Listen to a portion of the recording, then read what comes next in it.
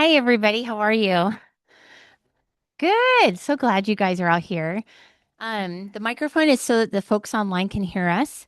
So if you have a question tonight, first and foremost, before I forget, because I'll forget, and I'm totally doing this out of order, but for our guest speaker, go ahead and hold your questions till the end, and then we'll pass her on the microphone so that she can hear your question and that kind of thing.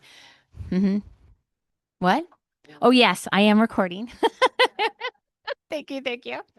So, welcome everybody to Big Valley Beekeepers Guild. My name is Cherie. I'm one of the volunteer board members, along with Mark, who is not with us tonight. Tom is our director in waiting. Here, though, we do have Bill Burdick, and then we also have we have our swarm coordinator with us. Her name is Judy. She'll be back in a minute. Um, so you can ask her if you're interested in becoming a member and joining the Swarm Catchers team.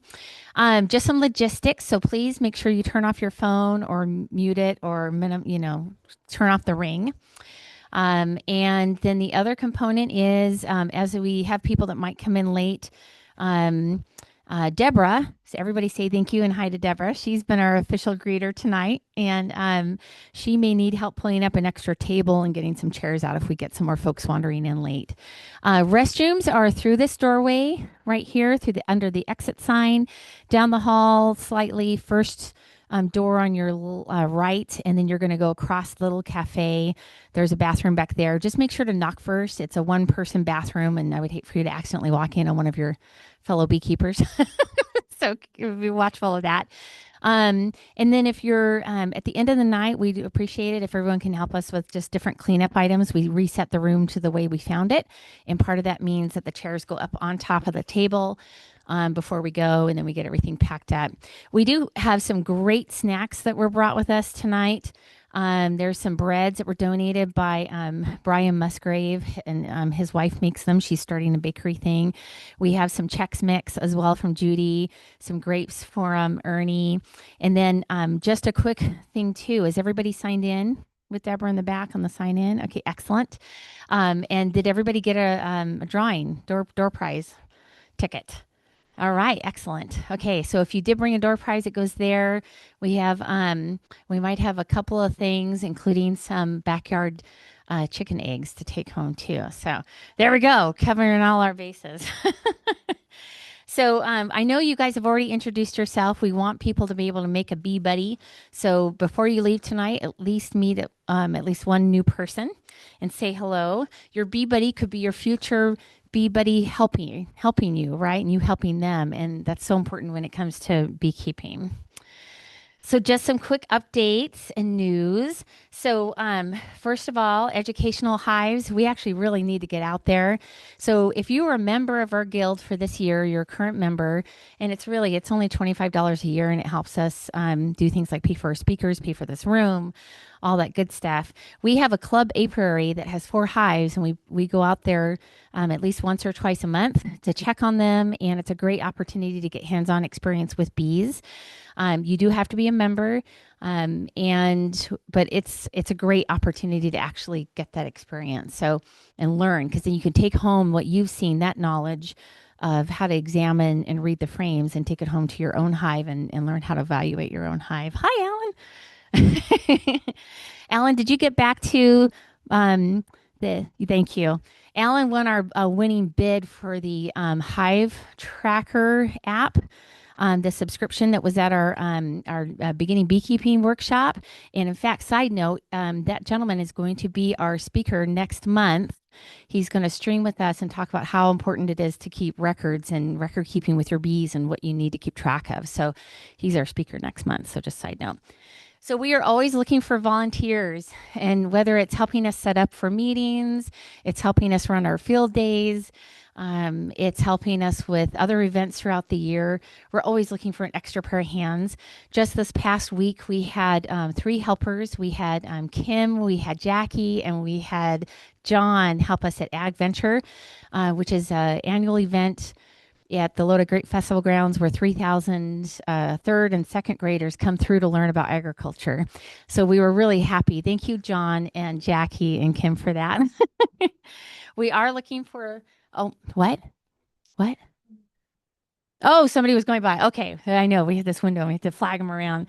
So we are always looking for directors in waiting and board members. We're also looking for people to help out with different committees. So please approach Bill or I or even Judy about that so you can get more information.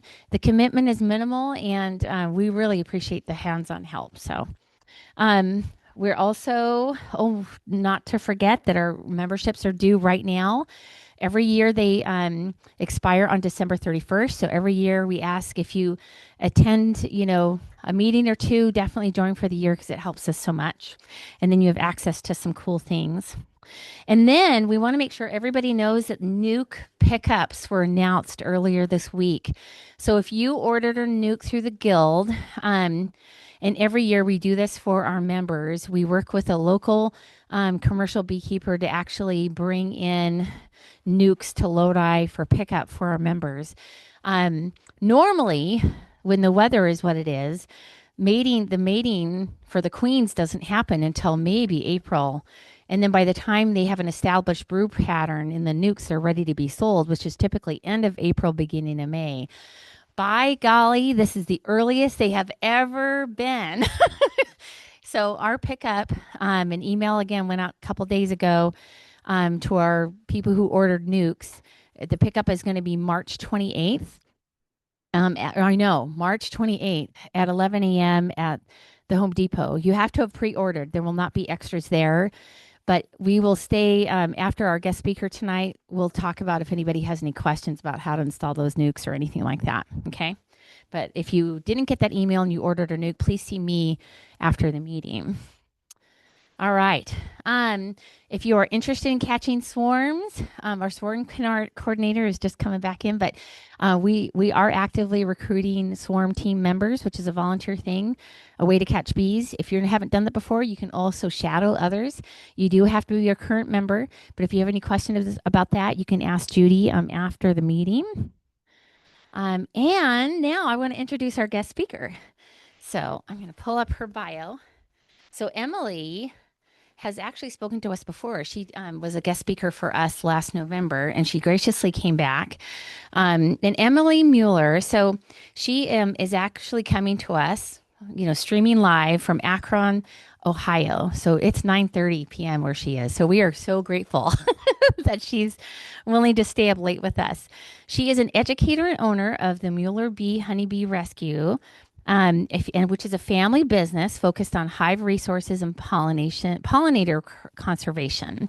Nationally, she's known for her creative bee center photography, as well as her engagement within the community through advocacy, educational workshops, and public demonstration. She blends hands-on education with personal purpose, inspiring others to appreciate and protect the vital role that bees play in our ecosystem. And you can follow her online, her Facebook page. Just look for Mueller Honey Bee and on social media, and definitely follow her. She does some really great fun videos, matter of fact topics when it comes to bees. So with that, tonight Emily's going to talk on beekeeping on a budget, how to do bees for cheap. And this is something we all wish we all knew, because bloody hell, sorry, I shouldn't say that. Boy, oh boy, is beekeeping expensive. So, my goodness. So she's going to talk to us all about that, maybe add in how to do that safely. So with that, I'm going to stop sharing my screen, and Emily's going to share hers, and we'll see her. And forgive me, everybody, I am working off of one laptop. So we'll have to deal a little bit with some noises as people come in and that kind of thing. Let me expand this out. And then, all right, Emily, I think it's all yours. We can see your screen. All right. Well, thank you very much for having me back. I appreciate the opportunity. I see I have a lot more people out there today and online as well. So I'm grateful that you guys are trusting me with the education that I hope to provide to you guys today. Um, like it's Sherry, right? I just want to make sure I say it correctly. Sorry, yes, Cherie. Cherie. Okay, I'm so sorry. Okay. She said that I've been a beekeeper for 13 years, so I'm going into my 13th year, and I have spent 12 of them educating other people and teaching people about bees. it's something that I'm very passionate about. So, with that, I also am a mother of four children, and I, work part-time, but I kind of focus mainly on beekeeping. And I wanted to grow my apiary a lot faster than what my budget was allowing me to do. So, I have learned every possible way to cut corners, to expand my apiary, to get freebies, to get low cost equipment. And I put together a presentation to be able to share that information.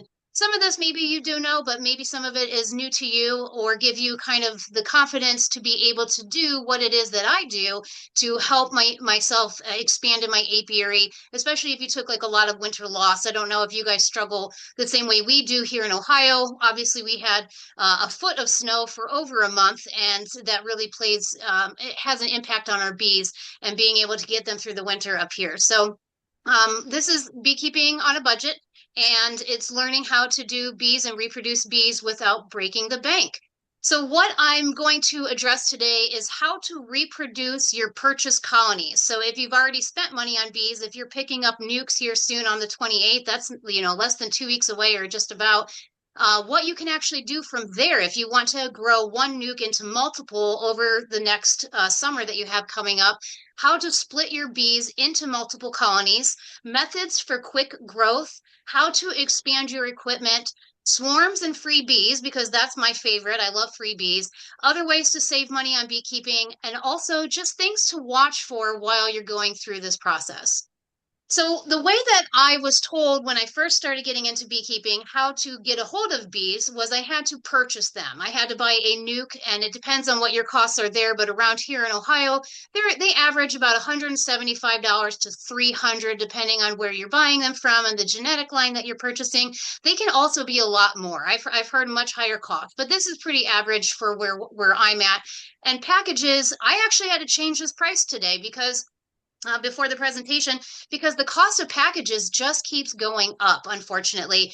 When I first started, I think they were around $100 and $120 to buy a package, and now I think the average is about $150. Sometimes you can get in on a bulk buy and get the lower cost around $135, but most of the big suppliers in my area are selling them between $200 to $265, depending on where you're purchasing. And as a mom on a budget, I really can't afford to spend that much money on bees when my kids need, life expenses and things that they require. I have one in college, and that's where all my money is going currently. So, and then equipment, you can start spending, small one boxes for $150, whereas other full hives and equipment built out with the frames, with foundation, all those things, the flow hive, you're looking at upwards of to $1,000. And that's also something that I really didn't have in my budget to be able to go expand into 10 to 20 different beehives that I wanted based on the costs that I was looking at when I first started. And then on top of that, you have to also buy all the necessary tools, your smoker, your tool for, the hive tool going through it, your bee suit. And let me tell you, I've put more holes in my screen on accident with either my hive tool or my smoker or snagging it on something in my car, getting stuck into the raspberry bushes when I'm trying to inspect my bees. So it's something that becomes something you have to replace every few years, at least if you're as crazy with your beehives and going through the fields as I am. And then the cost of treatments. So, MAQs are different treatments cost a certain amount of money, looking at $50 once or twice a year, in addition to like if you buy an oxalic acid vaporizer and then the oxalic acid itself. So it's like, beekeeping is one of the most expensive hobbies where you are constantly putting money into it and not really seeing money come back into your pocket after you have spent all of it. I know that my original idea was that, oh, well, I'll get a couple hives, I'll sell honey, and then I can expand from there. Joke's on me, my bees died, every once in a while during the winter, or I decided that the money that I did get from honey, it was going to be put back into buying more bees. And so I never actually made money at all. It just goes back into bees. So how would I get more hives if it was costing me so much was my thought process. So what I have learned is that I can take the hives I have purchased and turn them into multiple hives. And I can do it through a little bit cheaper of a process by buying a package of bees and then splitting that package and adding a queen. So if I want to have two hives from a package, I can take the bees, dump half into one hive, one box, and then the other half into another and add a mated queen. So when I'm purchasing packages from my supplier, I can also buy an additional queen. The cost is around $40, sometimes $50, depending. But so now I'm taking this one package that cost, I don't know, $150, splitting it into two and adding a queen. So I have saved myself over $100 at that point by splitting it in half. But do know that it takes a while for them to build up. When you're doing this, you're making them a lot more weak. And so there's some other things that I'm going to discuss here in a little bit that you have to do in order to make that hive thrive. You can also take a package of bees, and when you're doing this, the thing is that you have to remember that it takes 3 weeks for your brood to start emerging and coming out to build up your numbers. So if you're taking a 3 pound package and splitting it in half, and you have 1.5 pounds of bees in one hive and 1.5 in the other, you're going to see more of a loss over 3 weeks than you are going to see growth, because it takes some time for the bees to build up. One very important aspect of putting a package into brand new equipment, especially, is that you have to feed them. It's very important that the bees have food resources, and especially where I'm at in Ohio, when we're bringing packages in, there is nothing available for them to consume. Maybe a little bit of some dandelions and some maple pollen, but here there aren't any food sources. So if we were to just put 2 packages into 2 hives and not do anything, they would starve and they would die. And so it is very, very absolutely mandatory that you feed them. And even if you're in an area where they do have resources, if your frames need drawn out, which means they're going to put wax on your frames, then you have to be able to give them enough food for them to be able to draw that wax. And so you can see in the picture on the top right of a feeder baggie. So some people take a Ziploc baggie, they put 1-to-1 sugar syrup in it, they put a little slit on there, and the bees can come up, consume the sugar water from there, and then put it, draw it out and build out their frames. There's so many different ways to be able to feed your bees. This is not the only one. This is just one of many ways. You can use a mason jar feeder. You can use a top feeder. You can use all the fancy types of feeders. But like I said, I'm always on a budget. So my preference is something cheap, a Ziploc baggie with 1-to-1 or mason jars on top of my inner cover. And I do show a picture later on. But this is, just know, a much longer process, because you are weakening this package very, very small, but eventually they will turn into a thriving colony. So with a nuke, if you are going to invest in the nuke and you're getting the brood and you're getting the frames and the feed and the queen and all those things, it's a little bit more ahead of the game, because you're going to have bees emerging right away. And so what I would do is I take that nuke and I'll put it in a 5 frame nuke box, or you can put it in an 8 or a 10 frame, and allow them to build up. So if I'm putting it in a 5 frame, I'm feeding them, and then they're going to start filling out that empty frame I give them, and I'm going to put another box on top. So if I'm using a 5 frame, I'm going to put another 5 frame box on top so that it's building upwards. I feel like the less space they have, the faster they build out, but ask one beekeeper, get 10 answers. That's just my personal opinion. So once they have built up to 6 frames inside of that box, I can divide that into two and then add a queen into the hive that does not have a queen. So I'm dividing the 6 frames, putting them equally in 2 different boxes, and then adding a queen. So I'm basically allowing that hive to become a new nuke while the other nuke continues to build up. If you're doing this early in the year and you're feeding them, you have plenty of time for that hive to replenish its resources and build up and draw all the frames that it's going to need for your winter. When you are doing this, it's important to know that you should start with a mated queen or a queen cell, because if they produce a queen, they're going to be set far back, and it's going to deplete the resources before they can actually regenerate. So it's very important that you're using either a mated queen or a queen cell, because that will shorten the time that they can start right away. If you put a mated queen in, she's going to start laying within 24 hours. If you're going to allow them to make a queen, you're looking at 7 weeks before that queen is laying eggs into the cell. So you don't want to cause that nuke to be set back. You want it to keep on growing and keep on thriving. You also want to reduce the entrance to prevent any type of robbing. and they have a smaller space for them to be able to defend, so they are able to stay stronger inside by only having the 1 inch gap on the entrance reducer. And then, like I said, feeding them allows them to build up faster. I personally add about a quarter of a pollen patty to my nukes or my packages, just so that they have pollen sources inside at all times. Here in Ohio, once spring starts, then it becomes rain season, and it just rains and rains and rains. And even if I thought my bees had enough food, if it's raining, the bees can't fly. So I have to take that into account. I need to watch the weather, and I need to make sure that my bees have all the food that they need inside, because if it's going to rain for several days, that's also going to set your bees back. They're going to be consuming the food sources that they have currently stored and not be able to go out and source the pollen. I'm going to see if my little clicker works.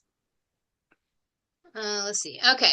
So the way that I like to split my overwintered hives, and this is something that I do every single spring. So say your bees survived winter, and this is something that you guys are probably doing already, have done, or just about to do. You can take a hive that has 2 deeps, so that's 20 frames, and you can divide that into actual 4 to 5 different hives. If you are buying a mated queen or adding queen cells to it, you just need to feed those hives and they'll be able to start replenishing themselves right away. So what I would do is I take those 20 frames, put them into 4 or 5 different 5 frame nuke boxes, and then give them a mated queen. And now I have created 4 or 5 different nukes for my apiary to grow.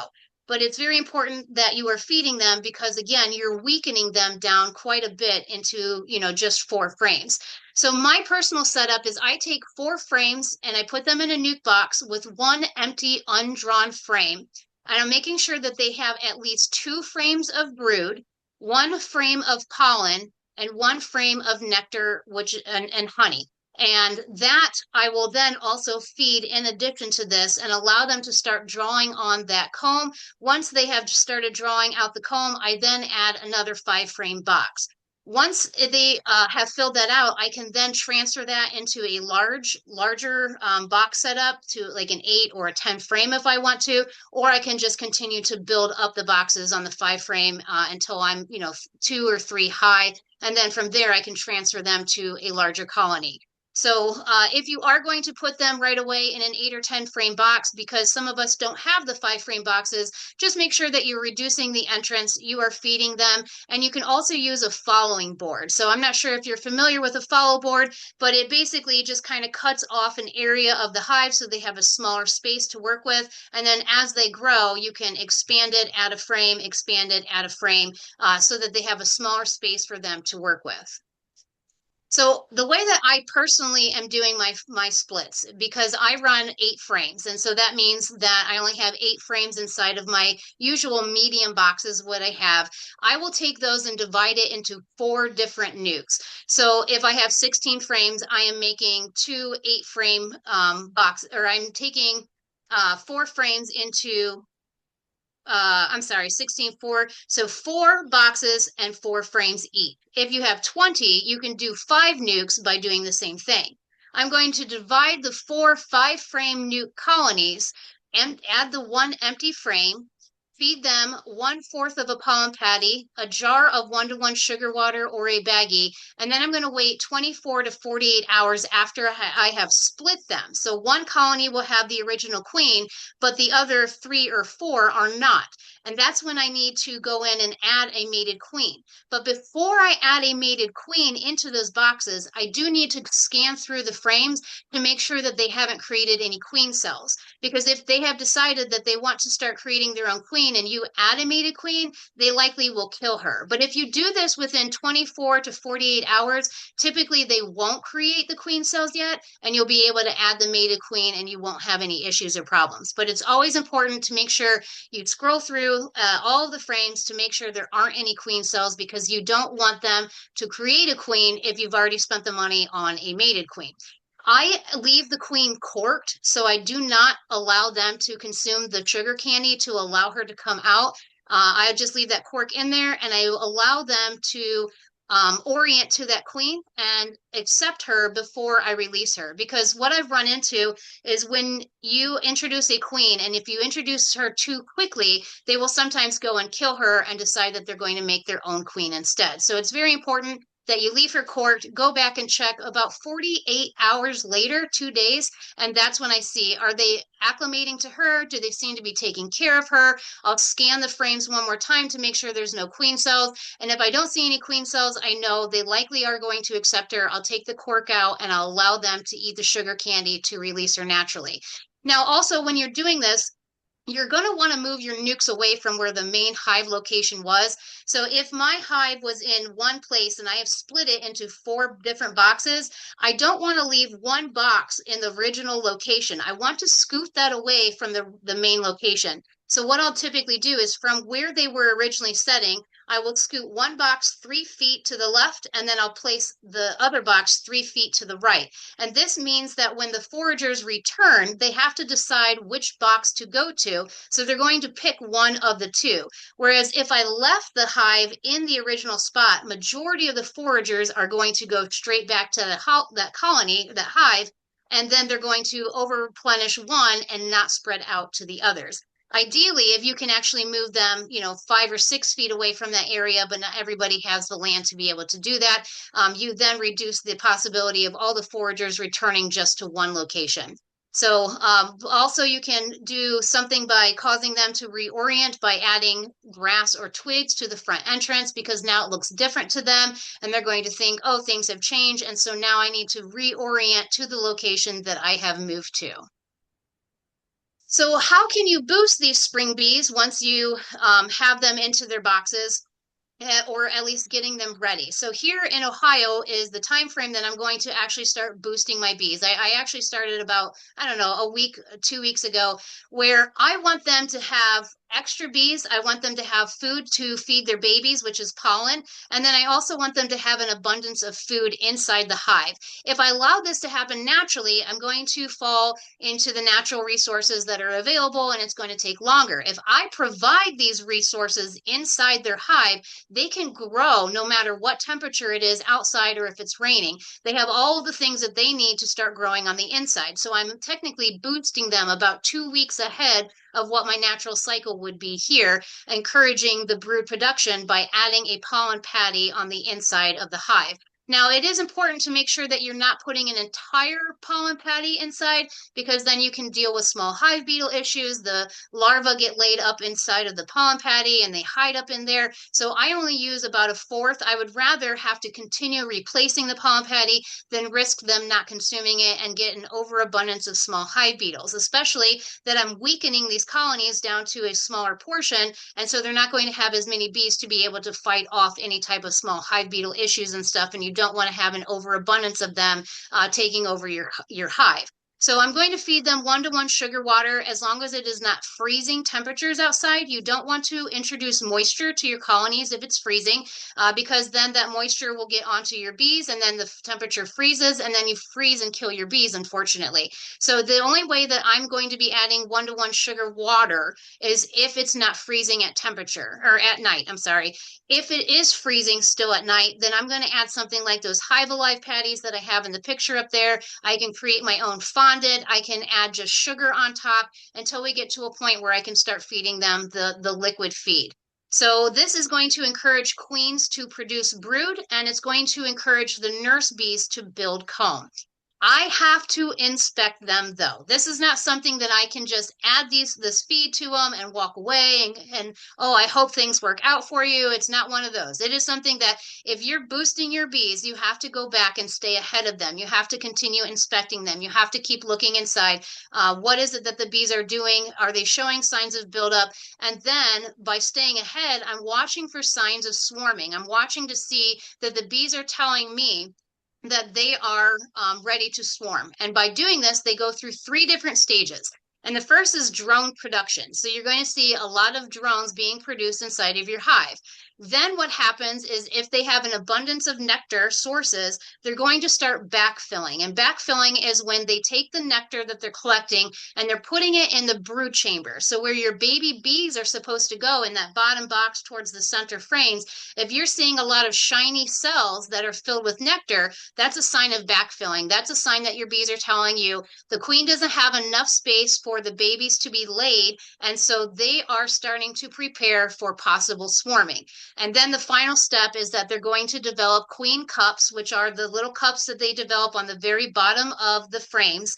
And that is the final stage. Before the queen, like after the queen cups develop, the next stage is that they're going to lay eggs inside of those cells. And then you have to decide from there, oh no, are they going to swarm, or am I going to split them and divide them into different colonies? So just know that if you are boosting your bees that survived winter, you have to stay ahead of them, and they are going to want to swarm sooner than your regular hives that have not been fed. So why do we not want to let them make a queen is the big question, because a lot of people, what they call it is a walkaway split, and they'll take their hive that survived winter, they'll split the resources in half, they allow one to make a queen and they allow one to continue flourishing as it was, and you're reducing the possibility of them swarming. Well, if your purpose is to grow your apiary, and if you're splitting it into multiple hives, then your queen is going to take, like I said, 7 weeks for her to start laying eggs and for you to see new bees emerging. From the day that they decide that they want a queen, it's going to be 16 days for that queen to emerge. So if you see queen cells, 16 days until she comes out of that cell. Once she comes out of that cell, it's going to be about a week for her to go out and mate, to take over the hive, fight the other queens, all those things. And then another week for her to begin laying inside of that hive. And then from there, it's going to be 3 weeks, 21 days for new workers to emerge. So that's why it's taking about 7 weeks if you allow these weak colonies to make a queen. Well, if we know that the lifespan of the workers is about 6 weeks and it takes 7 weeks for new workers, now you have this week layover of a very big decrease in numbers of your hive. So it's very important that you're introducing a mated queen when you are making these very small, intimate colonies. Also know that sometimes your queen doesn't return. I have my hives in an area of my yard where there are birds that are very aware that there are bees there. And sometimes the queen just doesn't come back. I would say maybe 1 out of every 10 queens does not return. And I attribute that to either cars when she's flying around from the drone congregation area, or birds are plucking them off when they're returning to the hive. So it's also very important to make sure that I'm inspecting to stay ahead of it and to see, did my queen return from a situation like that, especially if you're going to be adding a queen cell. So a queen cell kind of gets you ahead of the game, but you still are going to have 3 weeks until those bees emerge, a week for her to mate, and a week for her to begin laying. So even though the queen cell is the cheaper option, the mated queen is going to be your fastest, better option to get that hive to be ahead of the game. And just also know, bees only make enough brood that they can care for. So your hive is not going to continue to grow if they don't have enough bees to actually tend to those babies. So if you're making a smaller nuke and you're making a smaller colony with a lower population of bees, they can't just expand on their own because you're feeding them. They can only expand based on how much brood is, how many bees are available to be able to take care of that brood.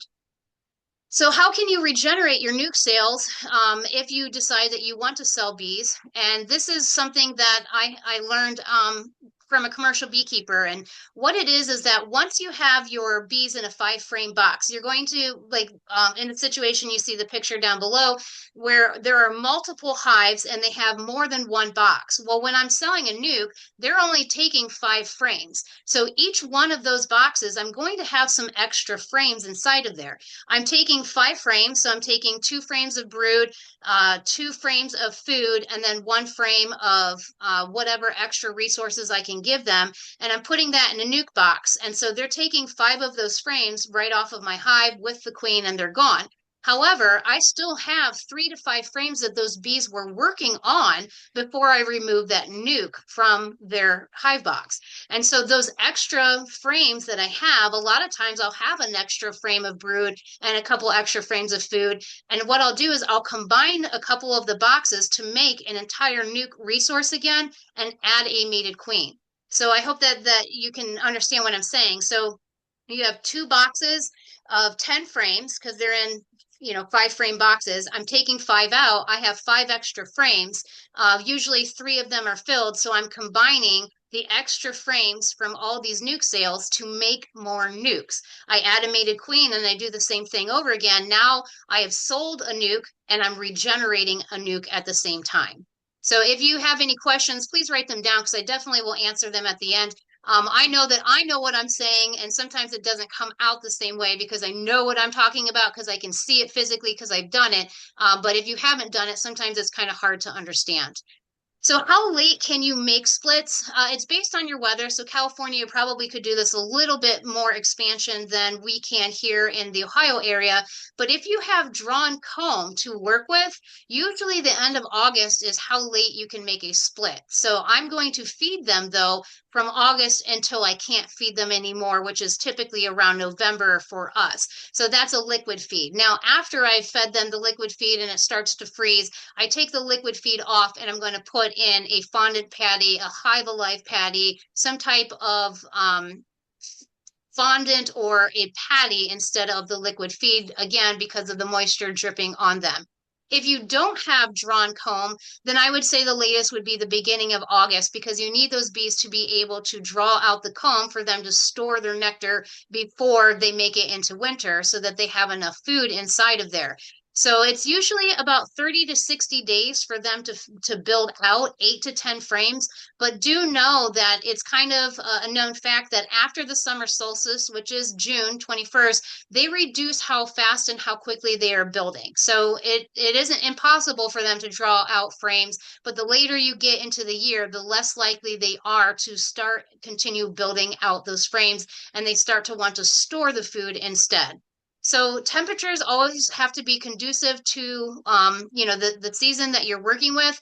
If it's getting cold faster, well, then you're probably going to have to bump this up to the end of July. If it's staying warm longer, well, you can continue feeding longer into the season for yourself, but always make sure that you're planning with enough time. So you want to make sure that your bees have enough food for winter. And if you aren't giving them enough time to build up and you aren't giving them any winter food, well, then your hive may end up dying because it didn't have enough time to be able to produce the winter bees that they need to be able to sustain themselves. And then just always plan to give them sugar block or fondant for winter. If you are making small winter nukes to survive to split into the spring.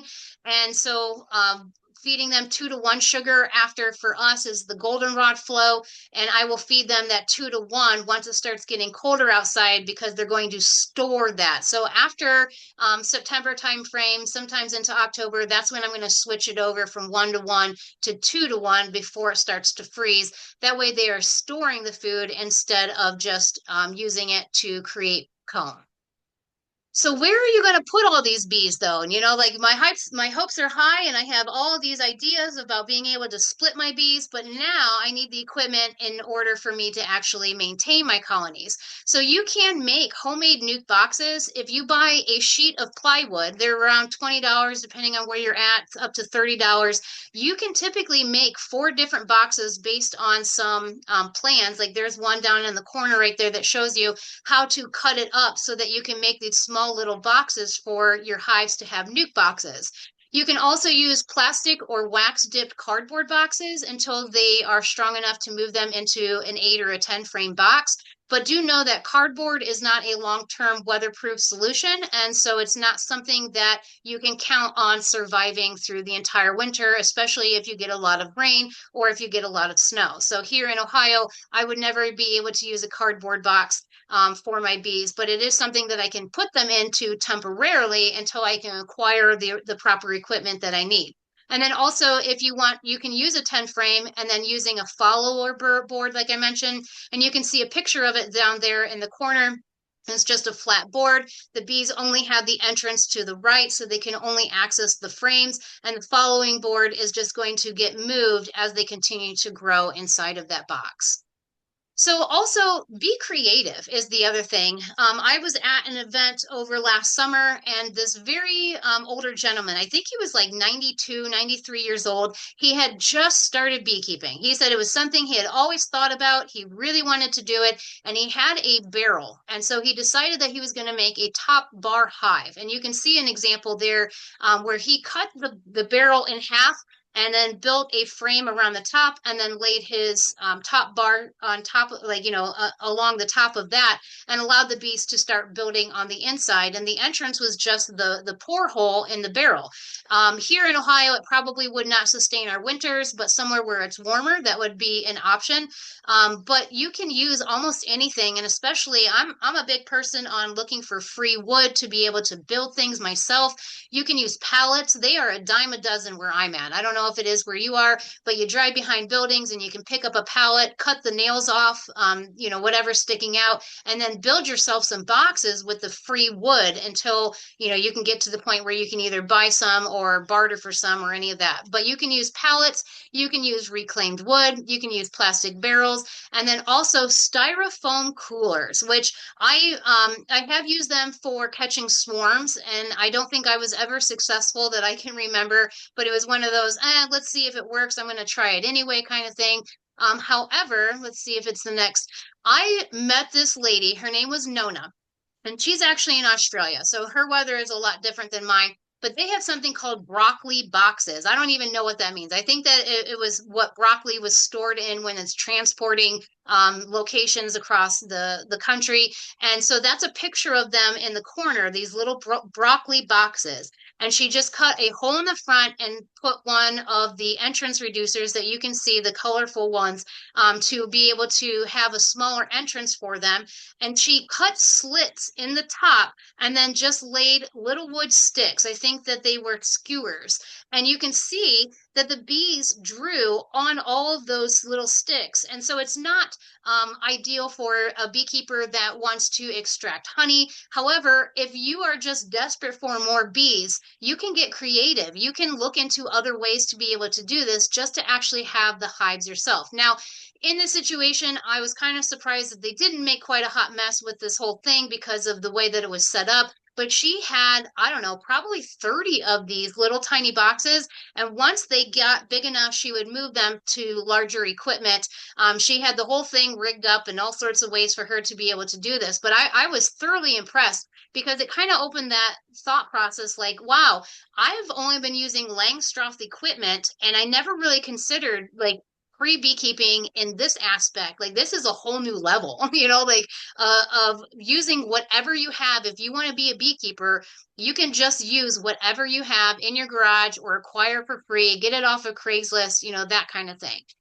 The other thing is that you can find discounted equipment. When I first started beekeeping, I came across an auction, and the beekeeper had passed away, and they were selling off all of his equipment. I looked up on the apiary registration to make sure that he was a registered beekeeper, and I reached out to the state today and I asked them, was he inspected, and was there any issues with his equipment? Did he have any diseases? And they said no, he was good to go. Well, once I realized that there was nothing wrong with his equipment, I put a bid in, and I ended up going home with, I think it was 60 hives, like the complete setups for 60 different hives. So I got a really great deal on that. I think I paid like $150 for all of that, which I was just blown away. Very, very thankful I had that opportunity, and that allowed me to grow very quickly. As long as I could, make these nukes and then put them into this equipment. Now, I do recommend tossing out the frames just because you don't know how old they are. You don't know if they have any type of European foul brood spores on them. In this situation, I obviously didn't have to deal with American foul brood, but that is an aspect to consider and know for sure that where you're buying your equipment from has been either inspected from the state or tossing out those frames just in case there's any type of risk. Now, American foul brood, you cannot reuse that equipment. It's done, and you're going to end up making the next bees sick. So it's very important to make sure that you're looking for those kinds of signs or asking around about the beekeeper.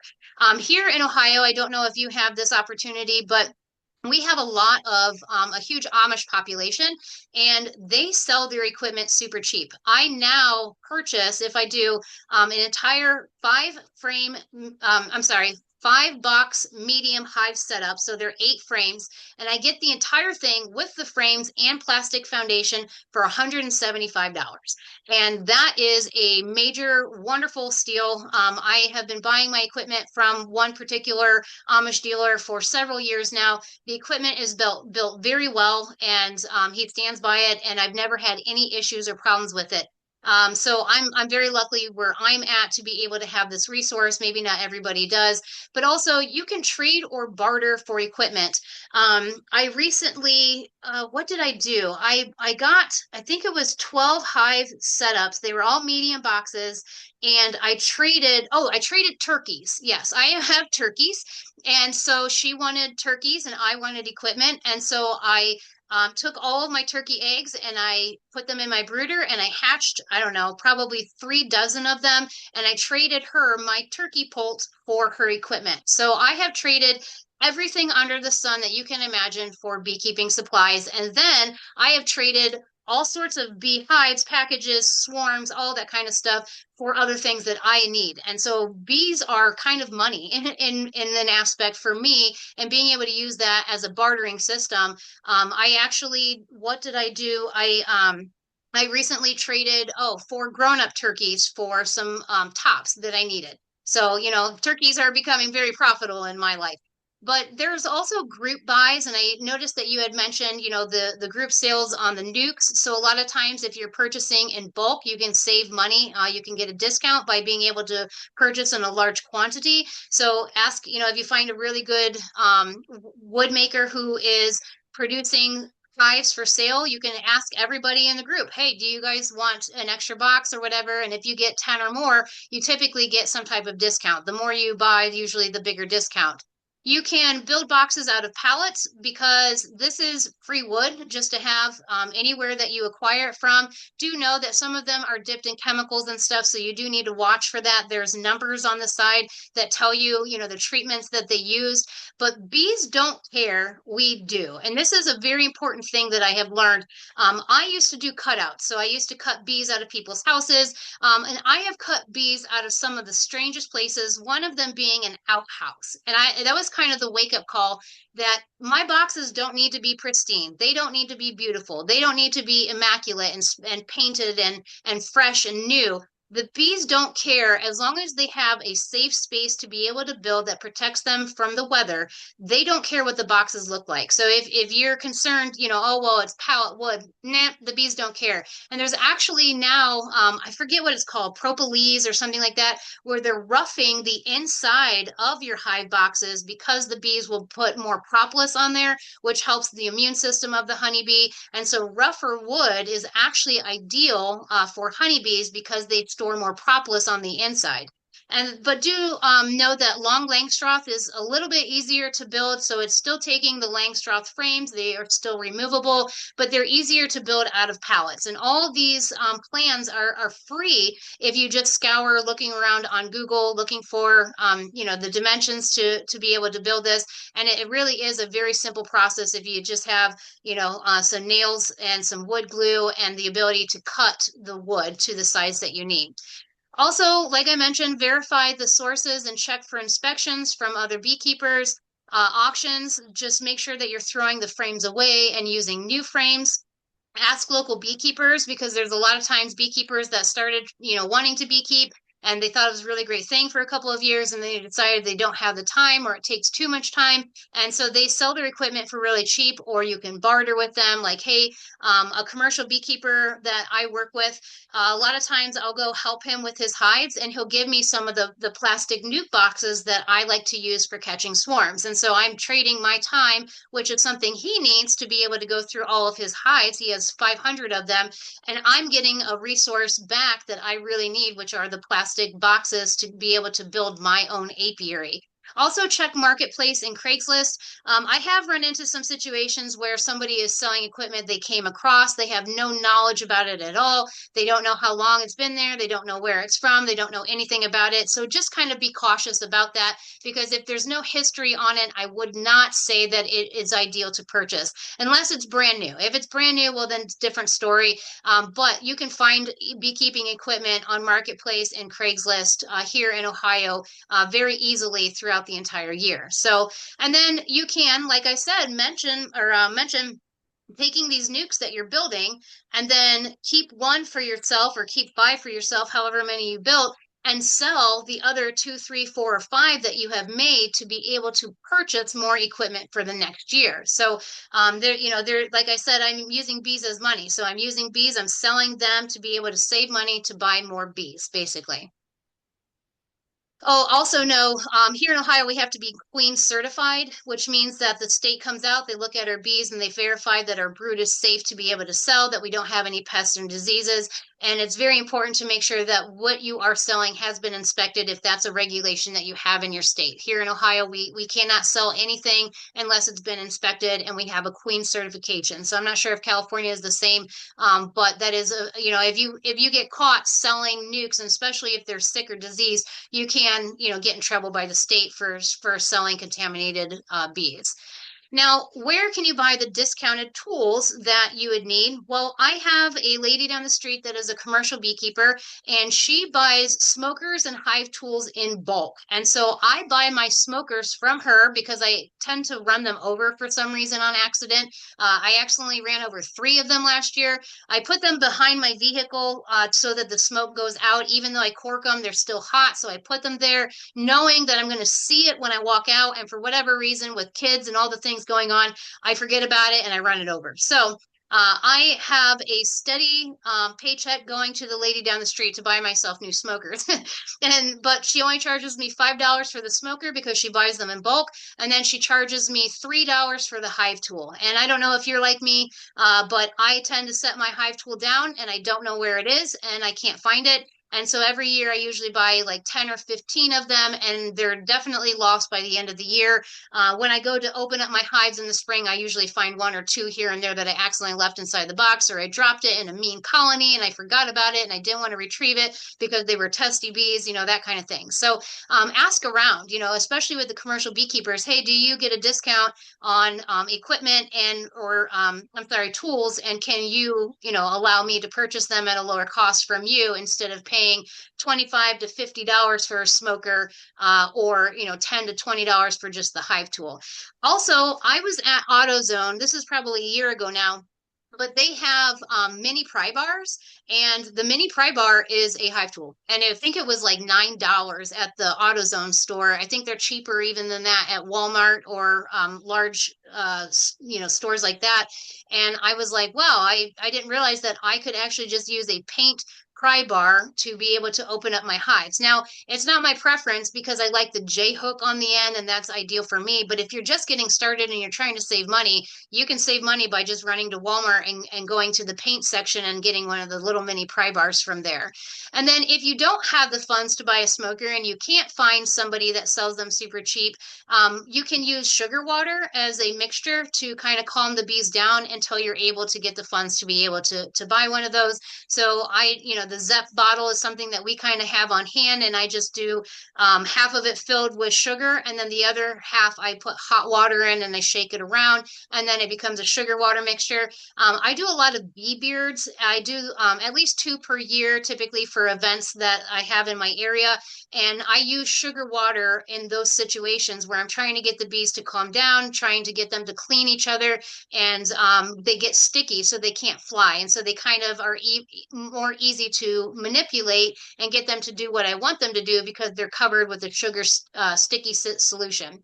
And then Your feeders, you don't have to have anything fancy. You can see in that picture right there, I'm just using mason jars. I'm flipping it over the hole on my inner cover. Now, if it's early spring, I'm going to actually not put them over the hole. I'm going to put them on just sticks. I literally will take a stick off the ground, I'll break it in half, I'll put that down on the inner cover and put the mason jar directly on top of that. And then the bees can come up and they'll be able to consume it. And I don't have to worry about the risk of it being too cold at nighttime and it getting the bees all wet. And then also, if you do it that way, you can put multiple jars of sugar water inside so you don't have to replenish it every single day. You can usually get, 5 days, maybe a week out of having to be able to check on that.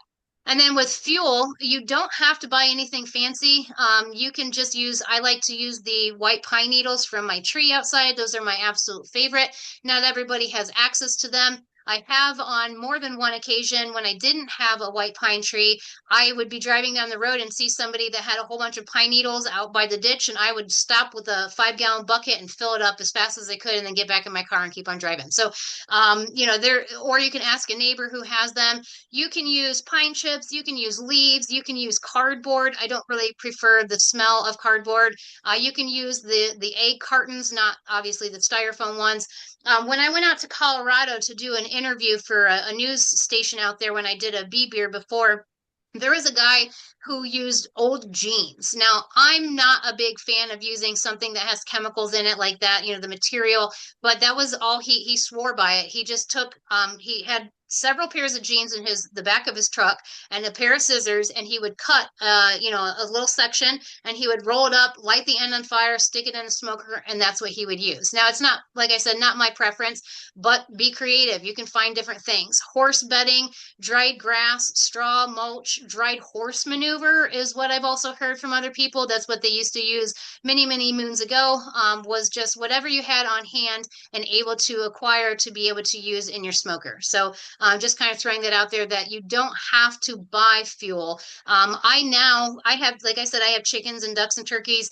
And so I use the pine shavings. I prefer that. So when I first started buying the big giant bag at Tractor Supply Company, is what we have out here, they used to be $3.50. Now they're $8. And so it's getting to the point where I'm collecting as many pine needles as I can to reduce my cost, because I'm literally burning money. That's what you're doing, is you're burning money. So how do you acquire freebies? I just want to look at the time real quick. So we're getting pretty close. You can offer to help larger scale beekeepers by doing splits with them. Give them your name and your number to catch any swarms. I do have a commercial beekeeper that I work with, and after a few months, he'll run into a situation where he has too many queens or too many queen cells, and he's like, "Hey, do you want some queens or do you want some queen cells?" Absolutely, I do. Like that's saving me a lot of money. I'm bartering my time a lot of those times to be able to acquire more things that I need for my bees. The other thing is catching swarms. And this is my absolute favorite. I heard you mention that you guys have a swarm team. I am very well known in my area for catching swarms, and my name gets thrown around on every Facebook page you can imagine, and Nextdoor and Marketplace, because I've put my name out there so well at this point that I am highly recommended. A lot of people think I'm the only beekeeper that exists in my area because I'm a lot of times the person that gets mentioned. Nope, it's only because I've done so much marketing for swarm collection that people automatically start thinking about me. And the way that I have done this is I went through and I contacted every exterminator that I possibly could, all the animal control and wildlife people, and I let them know my name. And I said, this is what I do. It's a free service. I come out for free if you're within a half hour of where I live. And if you're outside of that half hour, I typically have another reference, another beekeeper's name that I can give you so that you have somebody that can come out. I'm benefiting them. They're not killing bees. The bees are getting saved, and they have a network of people that they can reach out to based on their location. You can list yourself on Craigslist. That is where I originally acquired my first swarm. I put my name up on Craigslist. I said, I will catch a free swarm if you just contact this number. A lady called me that was 25 minutes away. My first year was 2013. I was pregnant. I dragged my husband out there and I told him, you have to catch the swarm because I'm pregnant. We didn't have any bee suits. We only had a cardboard box. It was such a hot mess, but it worked. And I became a beekeeper after that. just by simply putting my name out there on Craigslist. There's also now Nextdoor, there's Facebook Marketplace, and there's also Free Cycle here in our area. You can make posts for free removal on every social media page that you possibly can come in contact with. I know not everybody is into Facebook, but I will tell you it is a really great way to network and to get your name out there by sharing an image of you with some bees, or just an image of a swarm like up here in the picture I have, and just saying, I removed these for free. Now, maybe you can't remove them for free. Maybe if you have to charge gas costs or something like that, you can say, oh, I removed these for the cost of gas or something like that. So just kind of know that using social media for that aspect is very beneficial. You can get on swarm lists. So local groups and state groups typically have a list. My name is out there on every single thing. I look every year to make sure my name's out there. And if it's not, then I contact them and I say, hey, can you add me to your list? And it sounds like you guys have a list. And this is a great way because a lot of times people know that there's a beekeepers association. So they'll contact the association, and then the association can say, hey, this person's number or this person's number, and get you out there to be able to collect these swarms. You can also contact your county extension office. Here we have a resource database called 211. I call them every year and I tell them my name, I tell them my location, and I tell them what I do. Sometimes they send me yellow jacket calls and I have to correct the person, unfortunately. I never leave my house without a picture. So I used to do that before because people can convince me, oh, my grandpa was a beekeeper. I know what they look like. I show up, it's yellow jackets or it's a bald-faced hornet's nest. So I never even leave my driveway unless I have seen an actual picture of the swarm and I know how high it is. If it's too high for me, I'm not even going to go out and waste my time. If it's 40 feet up into the tree, well, I'm not going to climb that tree and I don't have a bucket ladder. So, these are important things to know when it gets really exciting when somebody calls you about a swarm, but you have to be able to acquire the swarm in order to take it home. So if you can't reach it, you really can't take the call. You can also contact your local university. The huge school by my house, they have my card in their maintenance room so that they can contact me for any swarms, and they do so usually twice a year. You can tell your fire department, your police department, and your city department, hey, I'm a beekeeper. I collect swarms for free. Please reach out to me if anybody calls in, because I'm actually surprised. A lot of people will call the fire department when they see a swarm of bees, and the fire department's like, yeah, we don't do anything about that. But we have this card sitting here with this person's name that's a beekeeper. We will give you their number. And I get calls that way as well.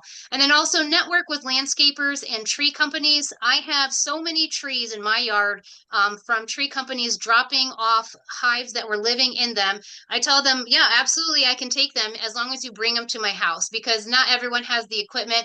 I do have a trailer, but my new vehicle I have doesn't have a hitch on it. So I tell them, if you want, you can section out the tree to 4 to 6 feet and just drop it in my front yard, and I will split it open from there and put them in a box or whatever time frame it is. Sometimes I have to just stand them upright and put a top on and wait until the spring. So I have tons of trees in my yard just sitting around now at this point that we then later turn into firewood to burn for whatever reason. So it's kind of I'm getting two great things: getting bees, and I'm also getting free wood. So swarm catching is a free service in my area. That's every beekeeper, the second that someone says I have a swarm, they are willing to run out. And the concept behind this is that I would have to pay $150 to $250 for a package of bees, whereas a swarm is actually a free package of bees for me. So I'm saving money by not having to spend the money on a package, and this person is saving money by not having to contact an exterminator. And so it's kind of a trade-off, in my opinion, why I offer my services for free. But then if you get a really large swarm, which typically happens earlier in the year, you can shake those bees into multiple boxes and make multiple hives. Contact your local queen seller and say, hey, I need 2 or 3 queens, and you can then take one swarm and turn that into 2, 3, 4 hives. It just depends on queen availability, and it also depends on the size of the swarm. Use them to build out frames, because a lot of times they are gorged on honey and they are ready to build, and that's the whole purpose. I don't want to give a bunch of drawn frames to a swarm. I'll give them 1 or 2, but I want to utilize their resources. They are ready to build. That's the whole reason that they swarm. They are going to go build a hive. And so I'm going to take those swarms and I'm going to put empty frames inside to get them to draw out frames for me to be able to use for either them or later on in the year when I'm doing some splits. If you feed them, they will build up faster, but just be cautious about feeding a hive that is too full. If you're feeding a hive that doesn't have room, then they're going to end up swarming. So, but that's not usually a new swarm. I am going to feed my new swarms for at least a couple of weeks to get them really going inside of the hive, and then I'm going to take the feed off as long as there's enough resources for them.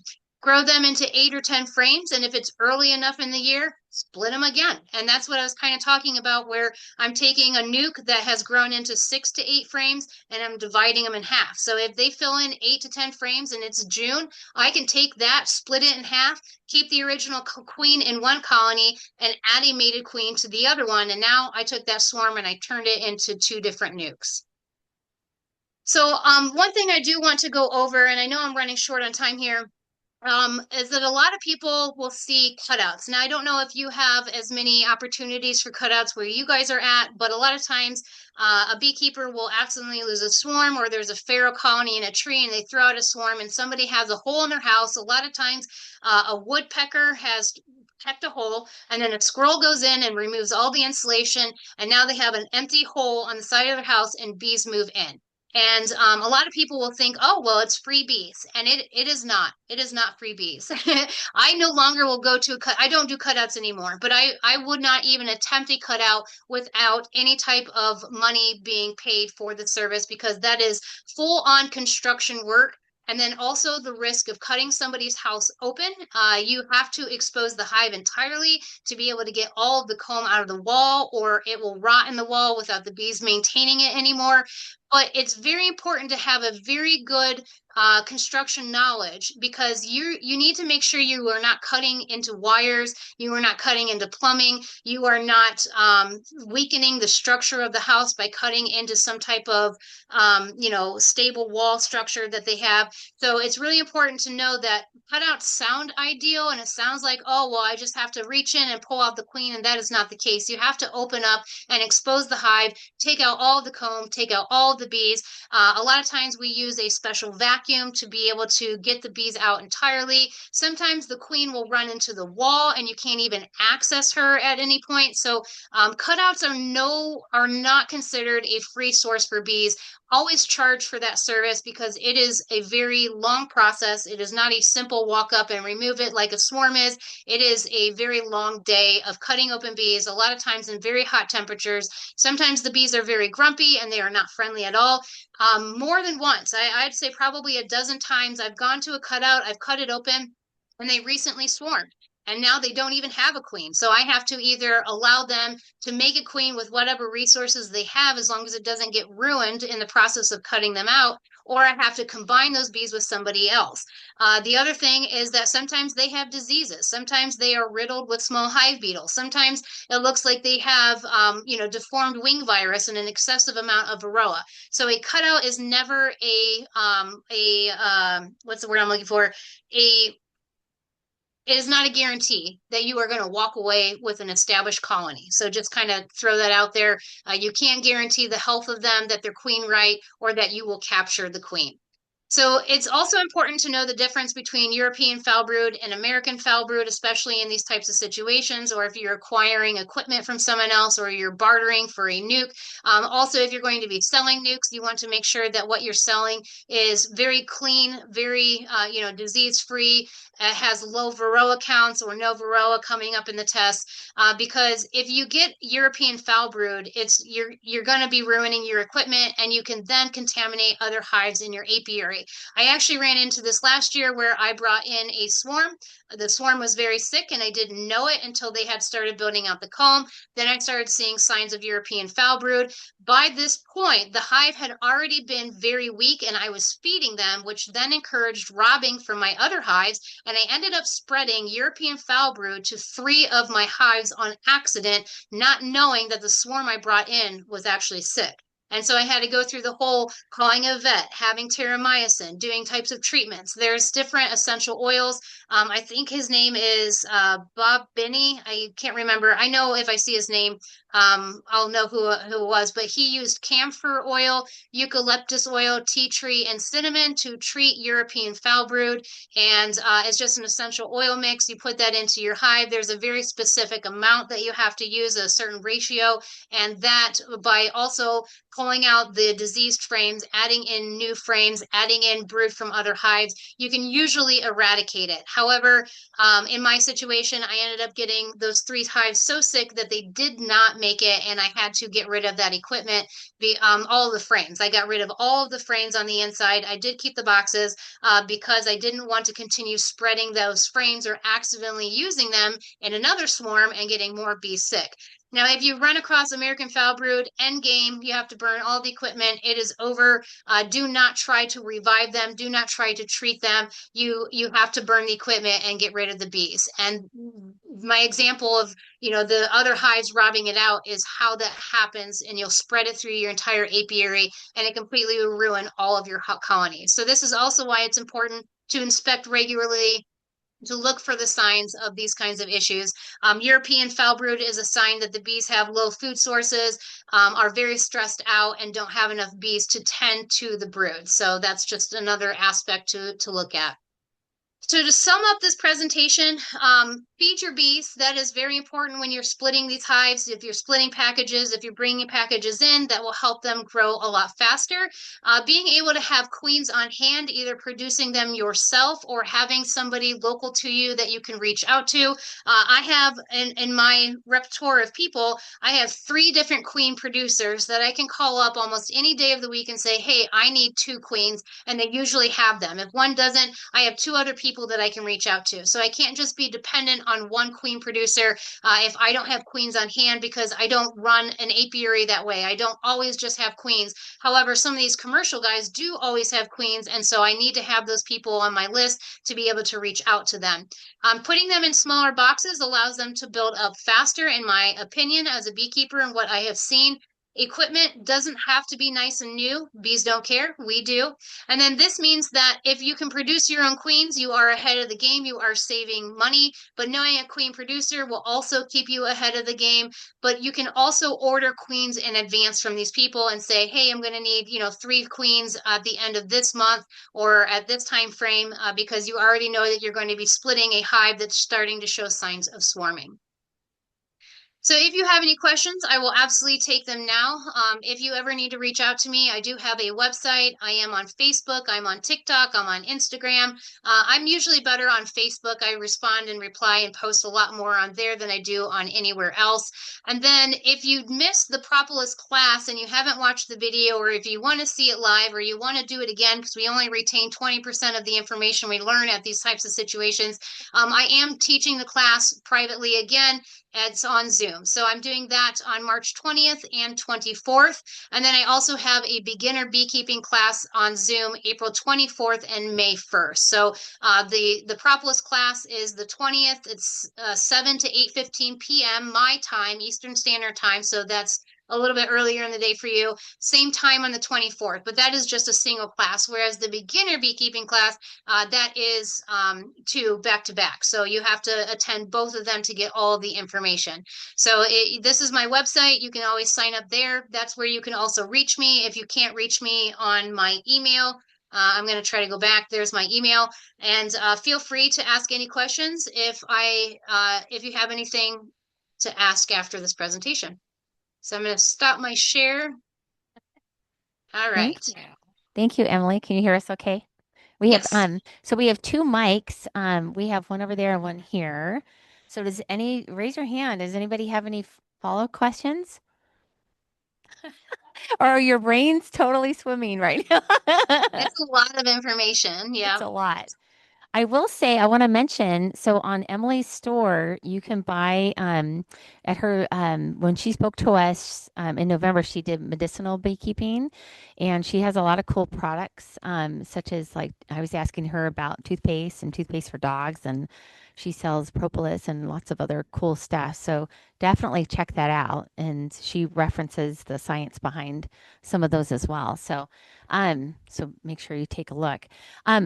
I did want to mention, I loved your list of, the different swarm resources. And right now I work for the city of Lodi. So what's kind of cool is we have a city of Lodi employee newsletter that goes out every 2 weeks.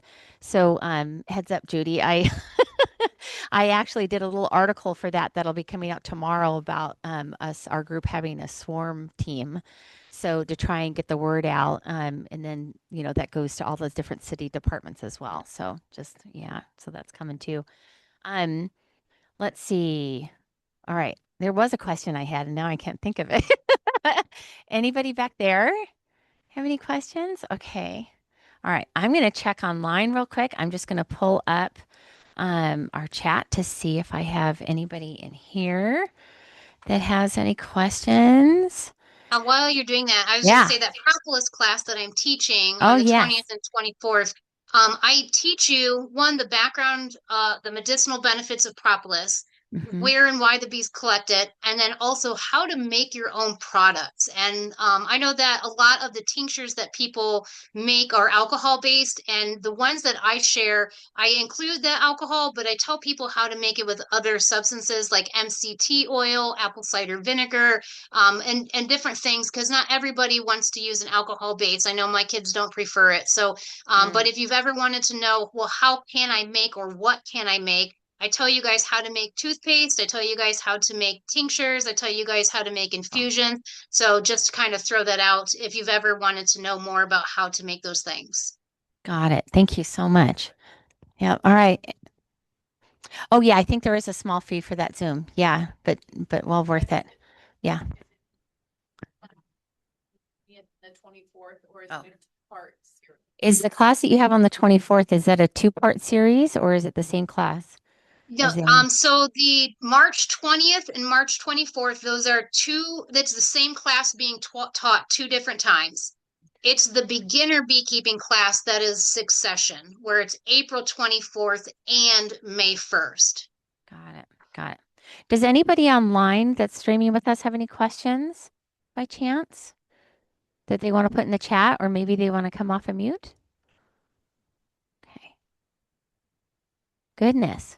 Boy, Emily, you've got us all you've got us all stumped. Lots of information, and that I know. it's hard, because like you'll remember on slide 3 you have a question, but by the time you get to the end, you're like, oh, I forgot totally what that was. So, Right. Totally. but my Totally. email is always open. I always take and answer as many emails as I can. If I don't respond within 24 hours, follow up. Because sometimes I get a Okay. little overwhelmed with whatever's going on, and I'm like, oh, I'll get back to that, and then I don't. So, but if I don't reply, it's not intentional. Always follow up with me. It's probably because I got busy. No worries. Well, we really appreciate you staying up late with us, and we'd love to have you back maybe later in the year. We have Michael, and I'm totally blanking on his last name, who invented the Hive Tracker app and is going to talk about the importance of record keeping for next month. And then we actually do have Bob Binney streaming live with us from Georgia in August. And What a then, great resource he oh is my for gosh, information. He he's really amazing. is. Yeah. He's amazing. So, all right. Well, with that, we're going to let you go. So, have a wonderful evening, Emily. Thanks again. Yeah. Thank you Thank guys. I you. Thank appreciate you. you All all so much. Thank you. right. Take care. All right. Bye. And then I'm going to go ahead. I'm going to stop our recording and then we can go through if we have any questions or anything.